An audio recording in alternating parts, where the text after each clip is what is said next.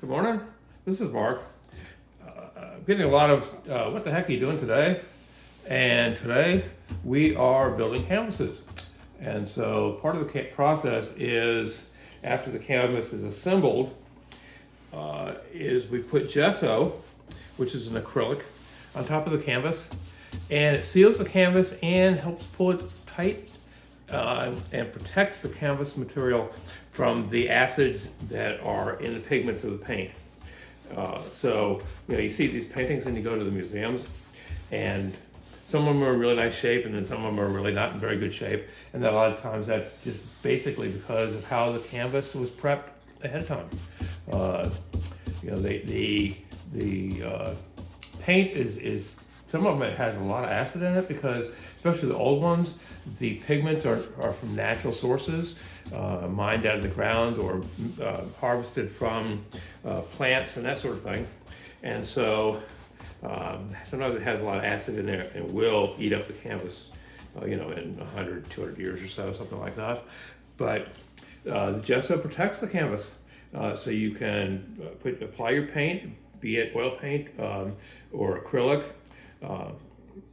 and it protects it, makes it last hundreds and hundreds of years or so. And then also it makes a nice surface to work on.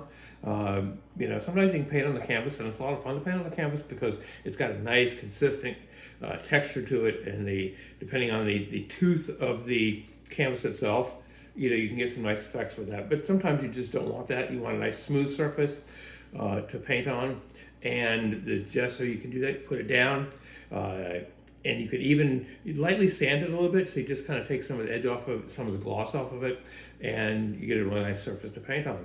Also, in the case of this canvas I'm working on right now, it was the preparatory work, start of a a start of a portrait that I was going to do, and then as it turned out, sometimes just the project fell through. So it was like half of somebody's portrait on a canvas here, and it just didn't work out. So I don't want to waste it. It's a perfectly good canvas. It has a layer of gesso on there, and then it has the beginnings of another painting.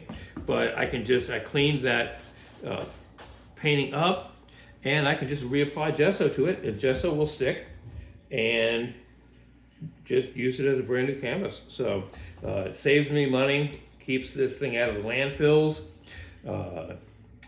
and it is nice. And sometimes you get, depending, the painting that I started working on here had a lot of texture to it, and had a lot of paint on there. So we're going to get some interesting texture to work with on this one here. So I'm not really sure what's going to happen with this one, but kind of, on a day like today where I just start doing this, it's just better to go ahead and knock them all out at one time, and just makes life a little bit easier. So as you can see, I'm just applying it with a big brush, getting it in there, making sure it's in all the nooks and crannies and that sort of thing of the old paint that was on there.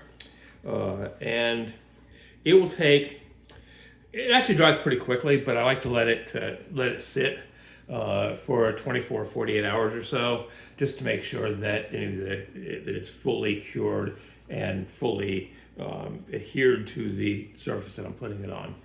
So you can do this on lots of different materials. You can actually do gesso onto paper, and the only thing you have to do with that is just make sure that your paper is either attached to something or it is done in such a way that it stays flat. So when it dries, it's going to try to curl because the gesso is going to contract when it dries. And so if the gesso is on one side, the paper is going to curl up this way to go into the contraction there. So really all you have to do is make sure that paper is adhered down. It will dry flat, and it'll stay flat. And it'll stay fairly rigid, so you can put it in a frame or something like that afterwards. And gesso is a great tool. You really can do a lot of things with it. And even if you have a canvas that, even after it's been gessoed and painted, and then sometimes you notice that afterwards that it sags a little bit. Maybe you weren't the best at, or just didn't get the canvas as tight as you'd like, and then it just starts to sag, and then the paint's very heavy too. So they sometimes do sag, and really all you have to do at that point is turn it over. You can gesso the back of it. It will again dry. It'll dry out evenly, and it'll contract, so it'll pull that canvas even tighter, so you have a nice tight surface, and so it looks nice and flat, and it ends up looking pretty good. So this one here I'm almost done with, and the original piece I did a lot of impasto to it, so it has a lot of structure to it and a lot of texture. And depending on what I decide to put on this canvas, I may sand it a little bit to flatten the surface out. I don't know if you can see this or not, but I could still see the image of the original painting on here. But sometimes that works out nice. You get some nice texture, nice structure on your painting. And like I said, if I knew exactly what I was going to put on here, I would make whatever necessary changes ahead of time, but I don't. So anyways, that's pretty much all it is to that. Anyway, so if you have any questions, shoot me a message. I will answer your questions for you. I've written some articles and that sort of thing about different things you can do to be more environmentally conscious when you're painting.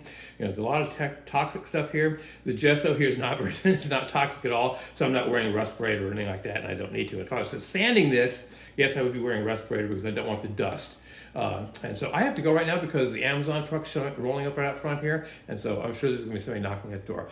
Have a great day. This is Mark, working on a painting. We'll be starting a painting anyway, so have a great day. Thank you. Bye-bye.